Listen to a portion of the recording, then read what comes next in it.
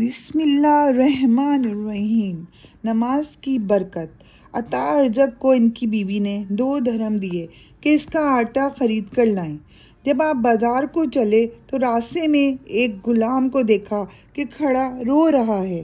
جب اس سے وجہ پوچھی تو اس نے کہا، مجھے مولا نے 2 درہم دیے تھے سودے کے لیے، وہ کھو گئے، اب وہ مجھے مارے گا۔ حضرت نے دونوں درہم اسے دے دیے اور شام تک نماز میں مشغول رہے اور منتظر تھے کہ کچھ ملے گا، مگر میسر نہ ہوا۔ جب شام ہوئی تو اپنے ایک دوست بڑھئی کی دکان پر بیٹھ گئے۔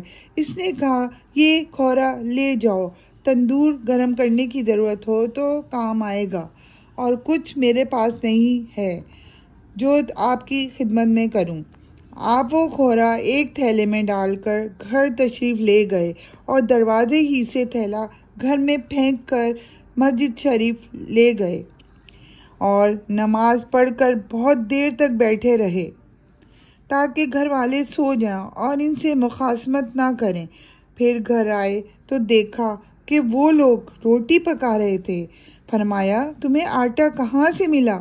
کہنے لگے، وہ ہے جو آپ تھیلے میں لائے تھے، ہمیشہ اسی شخص سے خرید کر لایا کیجیے جس سے آج خریدا ہے۔ فرمایا، انشاءاللہ میں ایسا ہی کروں گا۔ صدق اللہ العظیم۔